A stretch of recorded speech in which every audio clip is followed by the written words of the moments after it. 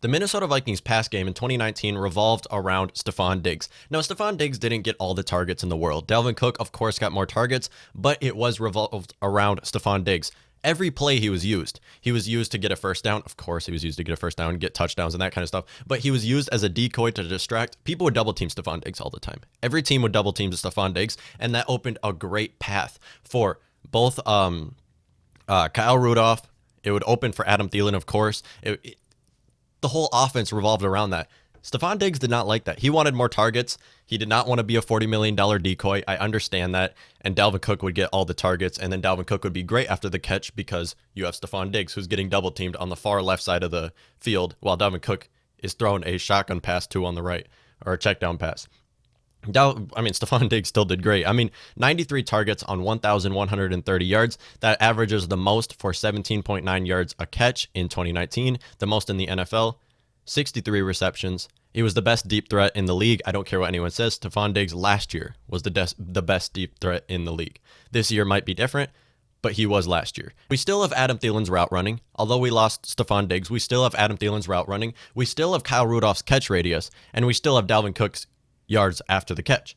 And we still have Kirk Cousins' arms. I don't care what anyone says. Kirk Cousins has a great arm. He might not be able to buy times like other quarterbacks in the league. He might not be able to scramble. Well, that's the same thing, scramble. He might not be able to run like other quarterbacks in the league, but he has a great arm and throws a beautiful deep ball to Stephon Diggs. Now, given he just throws it really far and Stephon Diggs tracks it down, but Adam Thielen can do the same thing. Adam Thielen may not be Stephon Diggs. He might not be a bigger deep threat than Stephon Diggs, but he has a bigger catch radius, and he's not as good as after the catch as Stephon Diggs either, but he has a really good route running and a great catch radius. So I have no doubt that Adam Thielen can run deep as well. So trading Stephon Diggs and bringing in Tajay Sharp and Justin Jefferson, that was a good move. I think that was great. Now you don't have BC as your 3. Now, given I keep saying I love BC, I think he is going to be a 3 quarterback in the future. As of right now, I don't want to see BC as a 3 wide receiver. I don't like it. Having Tajay Sharp as your 2. Now, a lot of people will say Justin Jefferson is going to be the left wide receiver. I don't know that. I can't say Justin Jefferson is going to be our left wide receiver because in college he was a great slot receiver. And having Justin Jefferson, although he was your first round pick, starting as a slot receiver, I think that's the best for the Minnesota Vikings. I think that is great. Tajay Sharp was a slot receiver with who was he with? The Tampa Bay Buccaneers? No. Who was Tajay Sharp with? Tennessee Titans. He was a number 3 wide receiver with the Tennessee Titans, so he will probably do the same with the Minnesota Vikings. I don't like that. I like him being a number 2 receiver and being that player you can throw to, make plays designed for, but the Vikings are still going to run a lot of 2 tight end sets. We're going to see a lot of Irv Smith, a lot of Kyle Rudolph. Our pass game is going to be fine without Stephon Diggs. It's going to be fine. It's going to be a downgrade, though, because you did lose Stephon Diggs and you're going to be going to Tajay Sharp or Justin Jefferson as your number 2 receiver. So it's obviously going to be a downgrade. Those players cannot be as good as Stephon Diggs. It just doesn't work like that. Adam Thielen's going to be back. He's going to be healthy. He wasn't totally healthy in the postseason, but they had to use him. So he's going to be healthy now. And having Justin Jefferson play inside your slot with his ability to make plays after the catch, that's what you want in a slot receiver. That is a great slot receiver right now in Justin Jefferson, and I want to see him play there. I know he was a first-round pick, and he might be our outside receiver in the future. Tajay Sharp, I think, is on a 1-year deal, so this is just a prove-it deal, basically, for Tajay Sharp. If he does well, they're going to give him a new contract. If not, they're going to let him walk, and they're going to be totally fine. Justin Jefferson as a 2 receiver after this season would be nice. Having BC as your 3. BC will be on his 3rd year of his deal. That will be a lot better. I don't like BC really as a 3 this year. Of course, he proved it last year that he can be a number 3 receiver. I still don't like that, especially when you have Irv Smith, you have Kyle Rudolph, you have a great tight end group, and you still have Dalvin Cook that you're going to throw to all the time because it worked last season. They're going to throw it to Dalvin Cook a lot more, probably going to get more targets than all the wide receiver. I wouldn't be surprised again. But yeah, Adam Thielen can who's going to replace Stephon Diggs? Who's going to replace Stephon Diggs? Adam Thielen. They brought in Tajay Sharp. They brought in Justin Jefferson, but Adam Thielen is going to replace Stephon Diggs. They had the exact same route running ability.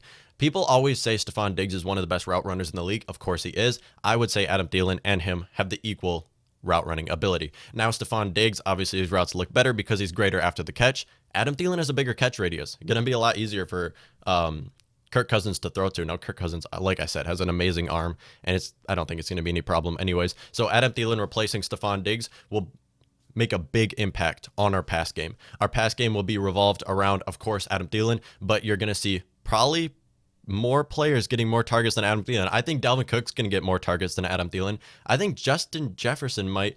Kyle Rudolph's that guy you design plays for on third down. Kyle Rudolph, I don't think he's going to get more targets than Adam Theilan.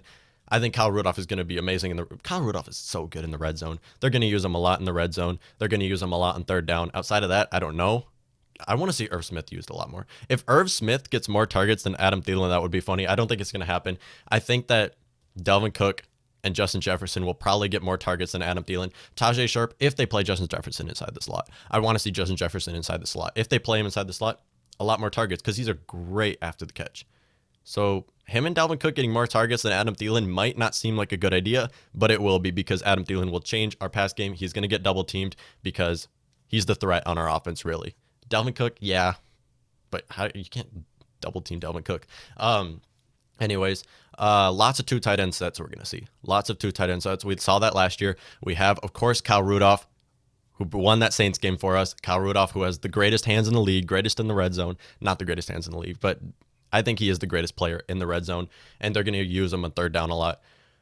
Not the greatest tight end, but still, he's a great blocker, great inside the red zone. I want to see Kyle Rudolph used like he's supposed to be used. And then our young star, Irv Smith, 2019 second-round draft pick. Irv Smith was amazing in Alabama. He's going to be great with the Vikings. He was used some last season, but not as much as he should be used. Of course, he was a rookie. He's getting used to the offense. We still have Tyler Conklin, too. He's not going to get many targets. I think they're going to pass to him, maybe design one play for him just to surprise people. He's more of a blocking tight end, but I'm excited. Our tight ends are good. Tyler Conklin is a great blocker. So my prediction would be that CJ Ham and BC are going to be used inside the pass game. CJ Ham and BC are 2 players that defenses are not going to be looking for. Defense are not going to design to stop CJ Ham. They're not going to be designed to stop Olabisi Johnson, but there's going to be plays designed for them. So our pass game is going to be revolved around our tight ends. Our wide receivers, yes, I think Adam Theilan is going to get a lot of targets. He's going to be a great player. He's going to be our deep threat. He's going to get a lot of targets, but still, Justin Jefferson, I want to see him get a lot of targets. That's my prediction. I do want to see him get a lot of targets. So as long as Kirk Cousins is behind that offensive line, we're going to be fine. The offense is going to be fine. Kirk Cousins are not behind that offensive line. As long as Kirk Cousins can buy time, behind that offensive line is scary. I think Kirk Cousins is a great passer, one of the best passers in the league. Behind that offensive line is scary, though, because who knows? He can't scramble like a lot of quarterbacks. He's going to make a lot of bad decisions if the offensive line does not look good. Riley Reeves sucks. Pat Elflein sucks. What are you going to do? I want to see what second-round draft pick Ezra Cleveland can do to replace Riley Reeves, because not a fan of that guy. Pat Elflein, don't want to see him starting anymore, but I know both of them are going to start because that's what the Vikings do. They don't bench their offensive linemen ever.